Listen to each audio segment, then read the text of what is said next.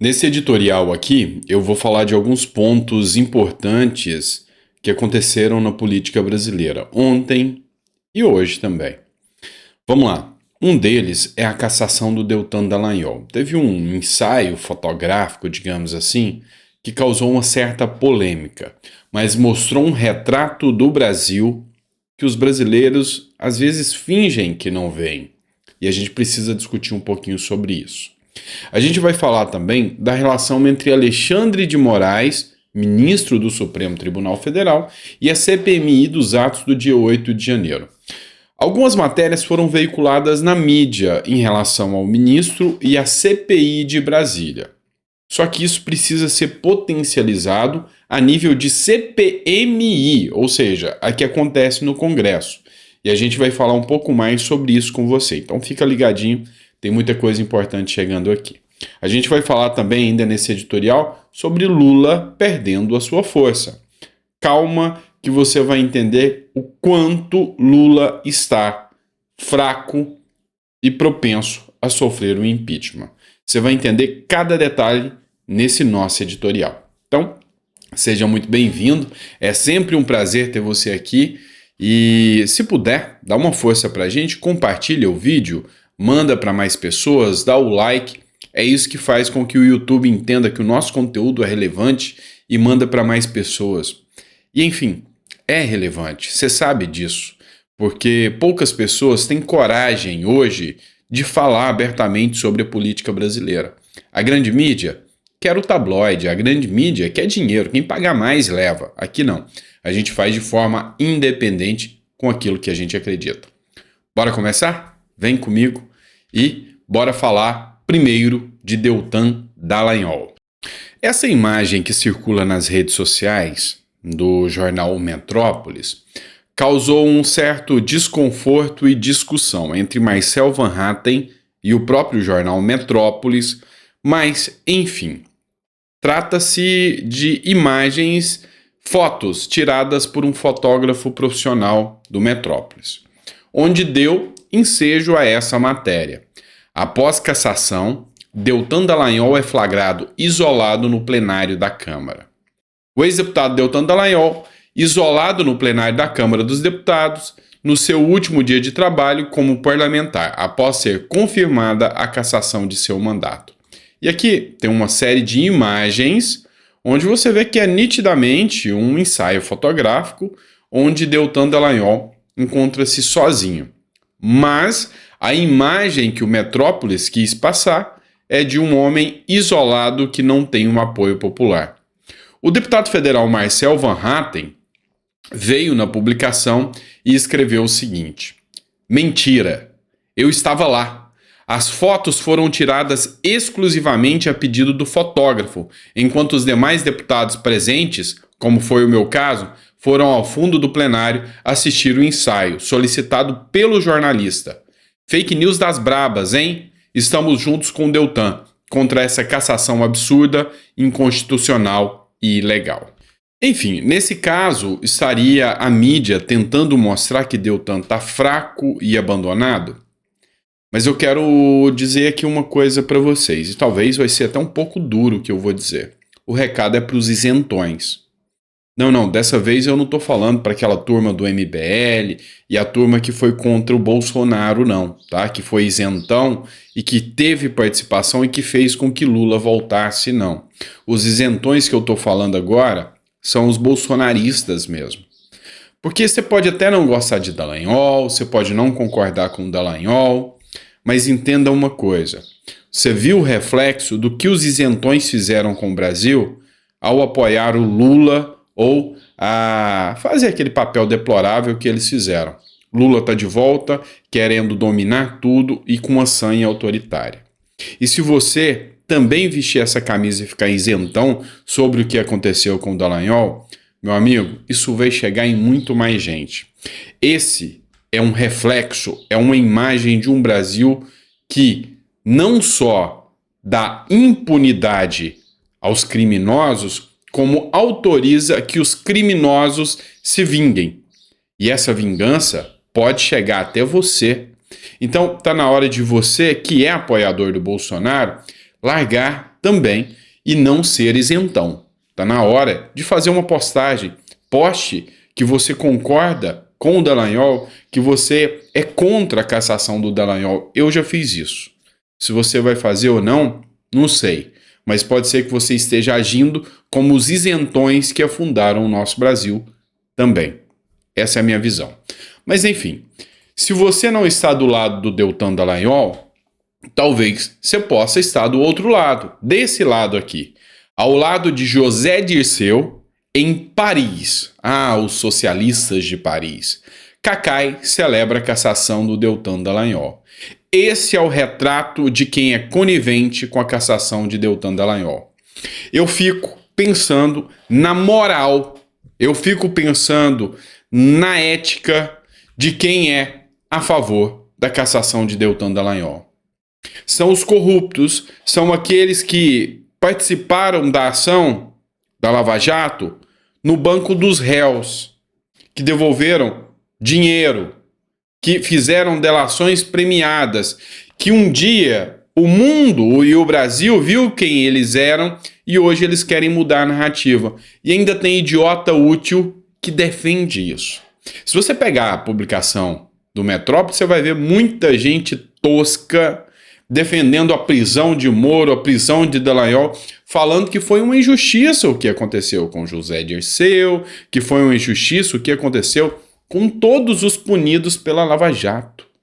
Você tem noção do quanto o cidadão brasileiro acaba se tornando massa de manobra por causa disso? Não tem precedente tudo isso. Enfim, bora falar agora de CPMI dos atos do dia 8 de janeiro? Bora falar sobre isso? Vamos lá. Vamos começar com a matéria da Folha de São Paulo, tá? Alexandre de Moraes, ministro do Supremo Tribunal Federal, segurou informações sobre 8 de janeiro e descumpriu promessa à CPMI no Distrito Federal. Essa matéria aqui foi publicada em junho, tá? Em maio do mês passado, tá? O que aconteceu sobre isso? Está acontecendo uma CPI na Câmara Legislativa do Distrito Federal. Os deputados distritais estão fazendo uma CPI para apurar os atos. E eles tiveram uma reunião com o Alexandre de Moraes, e nessa reunião o Alexandre de Moraes se comprometeu a entregar os dados que ele tinha no inquérito, que brasileiro nenhum sabe. Só o Alexandre de Moraes e, quiçá, alguém do governo Lula deve saber disso, né? Pois é, mas Alexandre de Moraes falou que ia compartilhar esses dados e voltou atrás. É isso, Moraes segura informações e descumpre promessa, né? Então já tem aquele velho e bom ditado: a palavra de um homem tem que valer muito, né? Um homem sem palavra é um tanto quanto complicado. Mas enfim, ele não cumpriu. Aí vem o Rodrigo Maia. Vocês vão ver, o Arthur Maia. Tô voltando no tempo, tá? O Arthur Maia. Vocês vão ver eu falar muito de Arthur Maia, de Elisiane Gama, dentre outros, quando a gente estiver fazendo a cobertura aqui da CPMI dos atos do dia 8 de janeiro. O Arthur Maia, ele teve um bom diálogo com a imprensa, para que a imprensa faça a cobertura completa da CPMI. E aí o Arthur Maia resolveu fazer o mesmo que a CLDF fez com Alexandre de Moraes. E a CPI dos atos golpistas pediu audiência com Alexandre de Moraes e, segundo o Arthur Maia, ele vai pedir que os dados sejam compartilhados. Mas qual o objetivo disso? O que isso implica?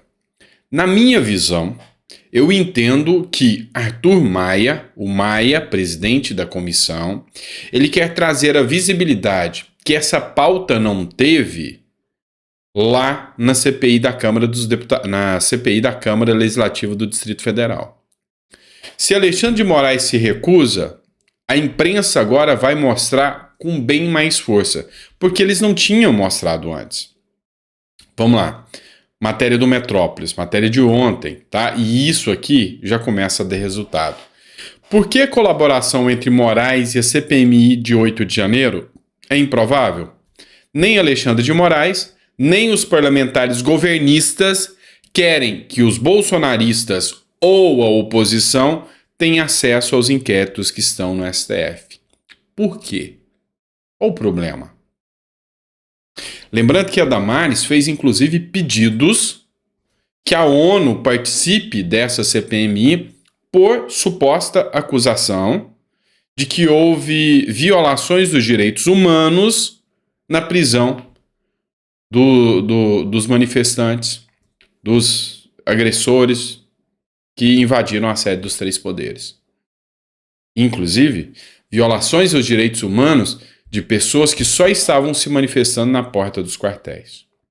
O que há dentro desses inquéritos que são tão sigilosos e que devem ser escondidos? E aí vem a cereja do bolo para você entender, com a matéria do Estadão. STF, Câmara e Senado ignoram ordens de Moraes e negam acesso a imagens de janeiro. Essa matéria aqui é do dia 3, de 3 dias atrás. Lembra que vazaram algumas imagens sobre o general Gonçalves Dias, lá do GSI? Pois é. Aí foi dada uma ordem que era para todas as imagens serem liberadas? Não foi, não. Não foi, não. O Estadão fez a solicitação dessas imagens e essas imagens ainda não foram entregues. Então a Câmara descumpriu, o próprio STF descumpriu e o Senado também descumpriu. Ou seja, e agora com a CPMI? Vai ter que ser exposto. Então, o que eu vejo é que a CPMI vai dar publicidade a algo que acontece na surdina, por debaixo das sombras. E o povo brasileiro vai ficar sabendo o que está acontecendo. Vamos lá, partindo para a próxima matéria agora para vocês. Matéria da Revista Oeste. Vamos lá. Atores da Globo caíram a ficha, tá? Atores da Globo divulgam um vídeo com críticas a Lula. E são nomes fortes, tá? Thiago Lacerda, o Baroni, vários atores aqui e atrizes globais teceram críticas. Um ponto deles me chamou muita atenção no vídeo. Eu não vou colocar o vídeo para vocês por questão de direitos autorais, tá? Então não vou colocar. Mas acontece mais ou menos o seguinte. Disseram que com o desmonte do desgoverno dos últimos 4 anos, estão falando de Bolsonaro, acharam que ia melhorar, mas na verdade não melhorou nada. E agora esse governo mentiu e começou o desmonte sobre o meio ambiente e não melhorou nada no desgoverno Lula. Pois é, caiu a ficha. E agora nem os globais estão mais ao lado do Lula. Perdeu a imprensa, perdeu uma boa parte dos isentões que apoiaram o Lula, que já viram que ele nem se compara ao Bolsonaro, não tem nem comparação. Eu acho que não há questão moral entre você comparar Lula e Bolsonaro. A pessoa, até quem foi crítico do Bolsonaro, ontem eu estava assistindo um vídeo do Pavinato, não sei se vocês conhecem o Pavinato, eu sou fã daquele cara, o cara é muito bom. Estava assistindo um vídeo do Pavinato onde ele falou, olha, Bolsonaro, ele tinha uma linguagem até grotesca, considerada grotesca na linguagem dele. Mas as suas atitudes eram atitudes coerentes. Lula tem uma linguagem bela. Lula tem muito mais polidez na sua linguagem. Embora não é tanto assim não, que fala merda pra caramba também. Mas as suas atitudes são escrotas. Suas atitudes são aberrações, são teratológicas. Pois bem, e aí não dá para você comparar um e outro. O Brasil retrocedeu nas mãos do governo Lula. Não tem o que falar, não tem o que questionar. Chegando ao ponto que até os atores da Globo e muita gente que fez o L também já está entendendo. O começo do governo Lula é preocupante, afirma Pércio Arida. Quem é Pércio Arida? Pércio Arida é um economista que fez o L, apoiou Lula, mas agora ele já viu que o negócio não está bom e apontou retrocessos na agenda ambiental, política externa, criticou ataques ao Banco Central e a revisão das regras de saneamento. Ou seja, Resumindo aqui um português para você entender, esse é o Pércio Arida, tá? Economista muito renomado, mas que errou ao apoiar Lula e agora voltou atrás. E eu só tenho um recadinho pro Pércio, tá?